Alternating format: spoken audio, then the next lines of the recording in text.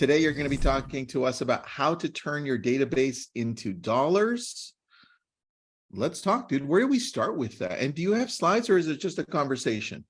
I thought we keep it conversational. I'm happy to throw up Perfect. slides, but No, it's like just like this, Barry. yeah, this works. You know, yeah. So should we just jump right in? Yeah, let's go. jump This right is a into good this. topic. I think when we're talking about like what's the mindset required to, like, we're in a changing market. We came off some pretty good years. Refis were up, interest rates were super low. New agents that came into the business had an amazing couple of years. And, you know, we joke or we tease and we say those markets create lazy agents because the business is easy and it doesn't create resilient agents. Agents that are able to pivot and, you know, keep the right head game, but also pivot with the challenges of the market to be able to adapt effectively. Right now, I think, you know, when I go to events, and I haven't been going to a lot of events, but when I do go to events, I've been going to events since like 2008, 2009. I got started in the industry before the subprime market collapse. So for me, what makes me effective is heck, I used to have a mortgage blog and I would write on this mortgage blog two, if not more articles a week. I would talk about what's happening on the economic calendar that's going to impact interest rates. Should you lock or float your rate? And then I would talk about things like interest rates were floating around 6%. When interest rates creep up, you know, people lose purchasing power. So I would talk about how to use a seller buy down strategy to help a buyer get into a home. It's a win-win-win for everyone. It's a win for the listing agent, it's a win for the buyer's agent, it's a win for the homeowner. Cool. So I would talk about things like that. When I go to events now and I kind of hear agents talking in the hallways, or even with us, the challenge of producing an event, and the industry folks that I talk to, I think the sentiment is a lot of people feel they feel a little beat up. They feel a little defeated. They feel like even if I'm a successful agent, my revenue might be down 10, 20% this year. And I feel like I'm failing, but really you're still crushing it. You're just dealing with like the environment that is the market today. So I think, you know, one of my one of my previous roles in one of my previous lives, I would always go on these one-on-one appointments and I would sit with an agent and we would talk about like, hey, Ricardo, what's working now? Or how do I go get a deal now? And the first place that I would start is I would ask, well, let's start here. Like, how long have you been in the business and how do you currently manage your database? And for a lot of people, it's like, I've been in the business for 10 years and this is how I manage my database. or I'm embarrassed to say I have an Excel spreadsheet. And what's funny is I used to have this agent in Yorba Linda. She's one of the top agents in Yorba Linda. She would say, what's funny about this business is that real estate is really simple. They're sort of closing more deals. Everyone wants to know how they can close more deals, how they can do better, et cetera. Closing more deals really requires doing three things really well. All it is meet and talk to people. So your open houses, you know, networking events, et cetera, nurture the relationship, and then negotiate and close more deals. It's that middle, the nurture the relationship, that I think gets really busy and really messy for a lot of people. So what I tell folks is start with your current database, start with the data that you already have, and learn to become brilliant at the basics. Like the agents that are doing exceptionally well they're just brilliant at the basics. And to me, the basics are, it's smart segmentation. So what are you doing to segment your database? Because how you segment your database is going to have an impact on the marketing that you do. The way I try to think about it is like, that customer segmentation is the opposite of treating everyone the same, if that makes sense. So if you're sending out a marketing message and you're saying the same message to everyone, you're effectively reaching no one. So segmentation really just is the act or is the opposite of treating everyone the same, which is how most companies that do mass marketing, like anybody who does mass marketing, that's what they do, right? So the first thing is I would segment your database. Who are the people in there that are your top clients, your super fans? What are you doing to nurture those relationships? How are you nurturing Like, are you leveraging other technology? So like HomeBot is one of my favorite tools. I'm sure you guys use it. The the technology doesn't matter. You can be using HomeBot, you can be using Real Scout, you can be using Cloud CMA has one, and I'm forgetting the name of it. But the point being, to me, is every consumer out there today has a preconceived notion of what their home is worth and where are they getting it from. They're getting it from like the big Z, right? They're looking at their home value. To me, I tell people check their home value the way they check their credit card statement, or the way they check their bank balance, the way they check their stock price, et cetera, et cetera. So it doesn't matter if those systems are accurate. The accuracy of those systems isn't the point. The point is they're getting this information or misinformation online anyway. So for me, if I had a database of sellers, an agent just texted me yesterday, "Hey, Ricardo, wondering if you can help me with something in the morning."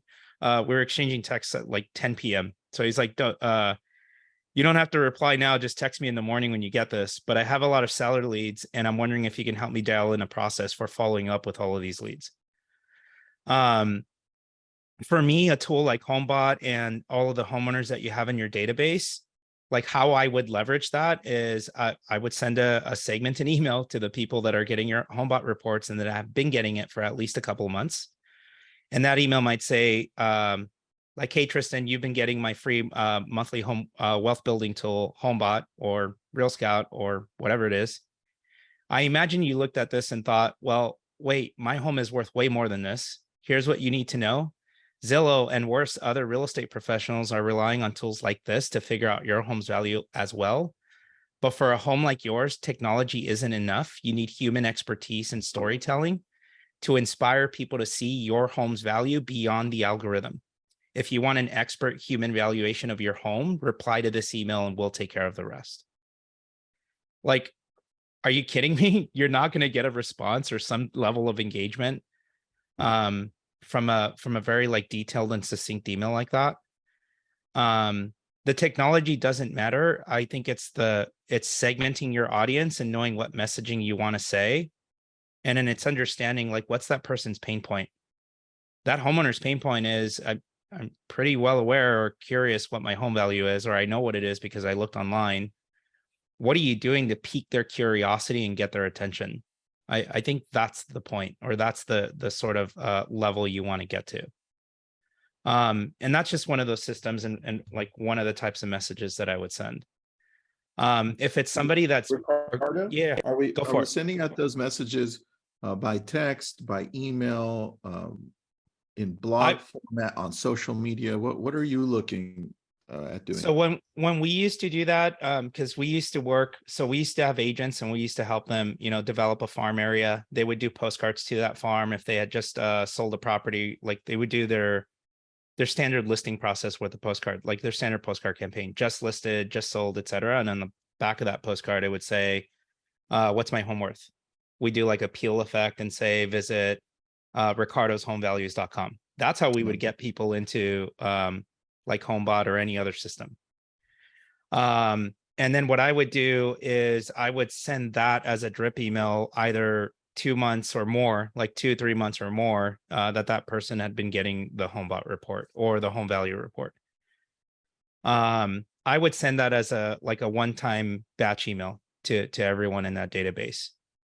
If you're using other systems like Call Action, Agent Legend, like those sorts of tools that allow you to text, then you can include that in your drip campaigns. Usually we enable those drip campaigns, or I think like Call Action, for example, has a quarterly drip campaign that says like, "Congratulations, Tristan. We just sold your home, 3 months ago. Just wanted to check in and see how it's going. Is there anything I could do to help?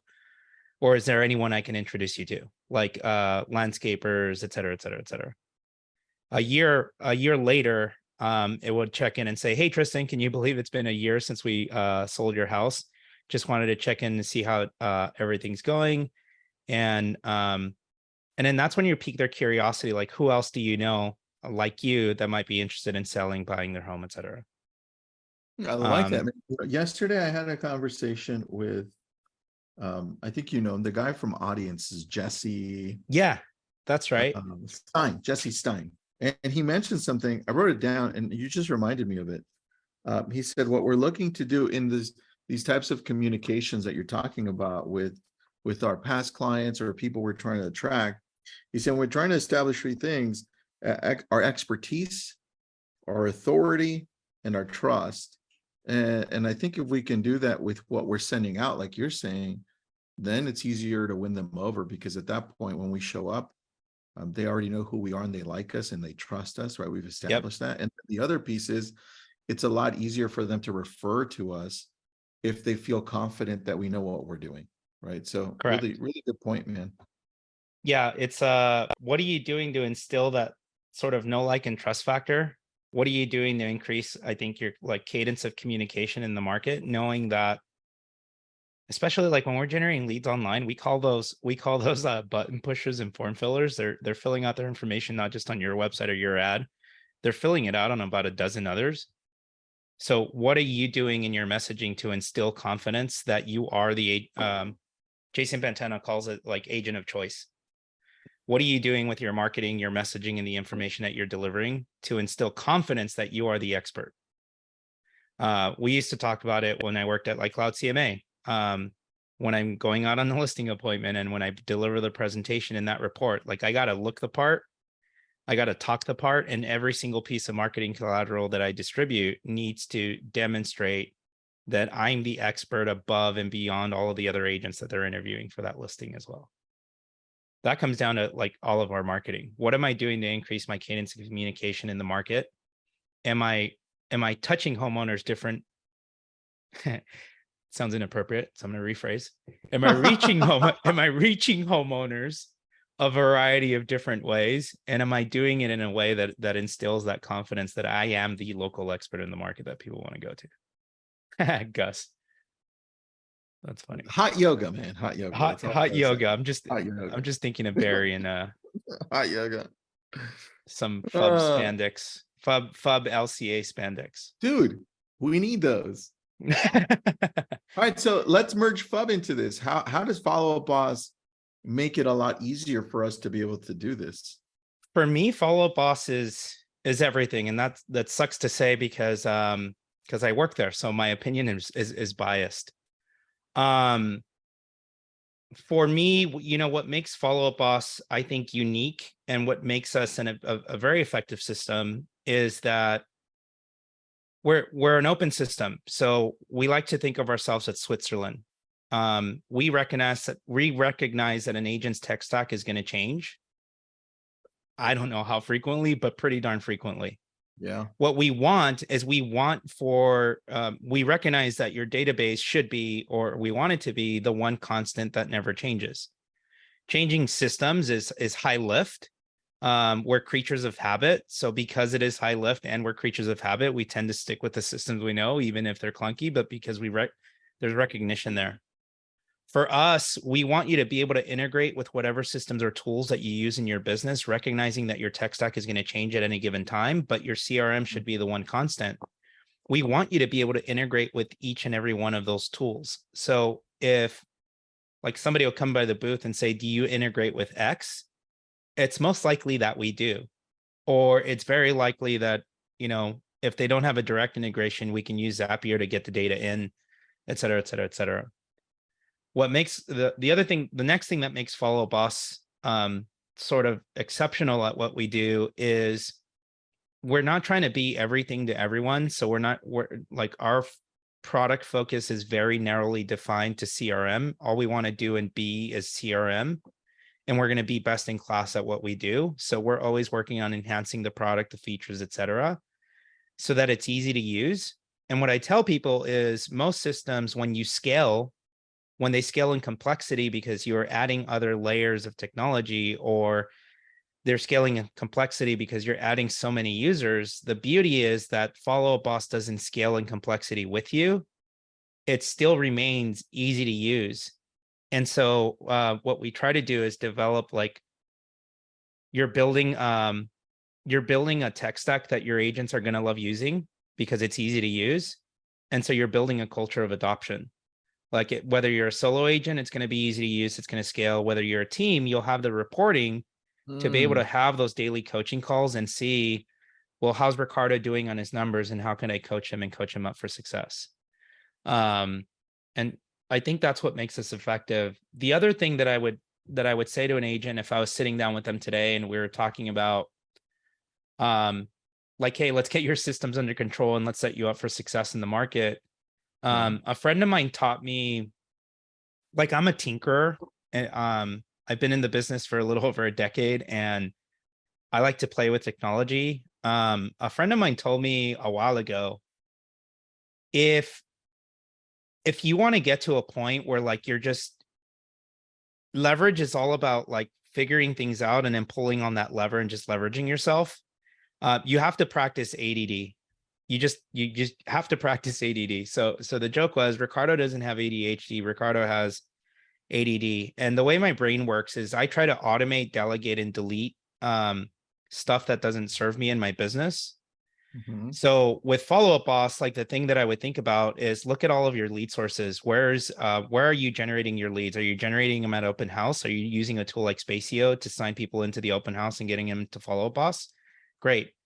Do you have that lead source plugged in, and do you have them on an action plan? An action plan is just a drip campaign in our language. Automate everything and anything that you can in your business so that everyone has a touch point, right? That's number one. The delegate is, somebody once taught me, same person, same mentor said, we should be doing $1,000 an hour work, not $5 an hour work. So if you have a problem with delegation, is because you have trust issues. But delegating things to, like, your virtual assistant, delegating things to a team member, and just recognizing that 80% of the way done is better than perfect. So don't worry about perfection. Learn to delegate those things so that you are working on the higher impact things. To me, the higher impact things are going on those listing appointments, having those buyer conversations, having those conversations with people in your database to try to solicit or elicit more referrals, right? So that you are having those higher level, higher impact conversations rather than trying to deal with the monotony of other things. And then delete is just constantly auditing your systems to delete anything that doesn't serve you or your business anymore. Is that process broken? Are you even utilizing that process? If not, let's tear it down, nix it from our business processes, or constantly asking, if you do have a VA, like, hey, here's the SOP. For those people that don't know, SOP is standard operating procedure. Here's the SOP. Here's why we do this task this way. Here's why this task is important to the business. Please review and execute the steps in this task. If at any time you feel like this process can be improved to save time, please rewrite the SOP to improve it and let me know what you changed. That way you're constantly, like, tackling your business and looking for areas of improvement, right? I think that's super highly important. Because look, I get it. You're successful, you're busy, you're a hardworking real estate professional in today's market.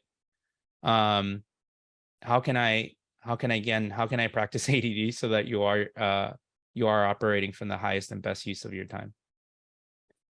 I forgot how I even got there, or where we were even. That was, you answered my question. That was it. that part, Brandon said that part from Ricardo hit me. The one where when you said automate everything you can, delegate, do the $1,000 work, not the $5 work, delete, audit, right? The systems to be able to delete that, things that are no longer serve you anymore. And I don't think we do that enough, man. I think we just keep going because we're just creatures of routine and habit, and we don't even know we have a routine or habits at that point. And I love that part a lot, because that applies to everything else we purchase, because we end up purchasing Follow Up Boss, and then what do? We don't use it. The next thing is like, oh, it sucks. Like, it's just, but you never really took the time to understand all of what it had to offer, right?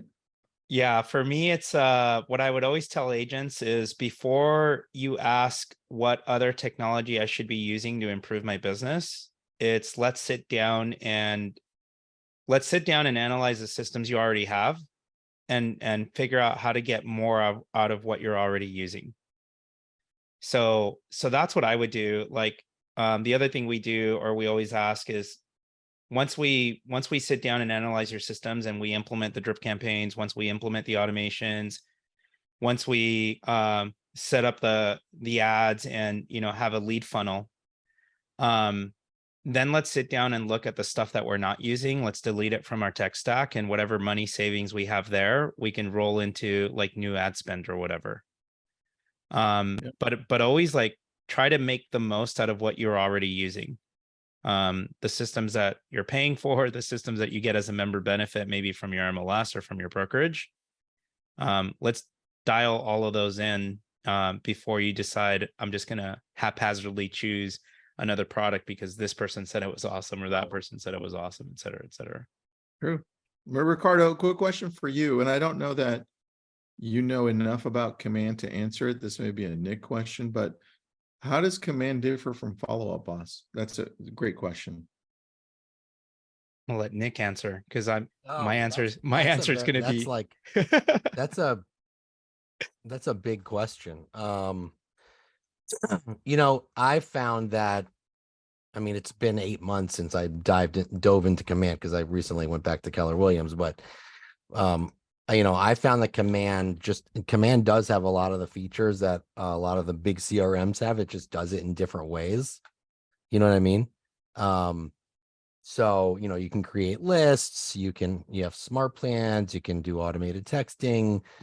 You can, you know, it's just a different setup.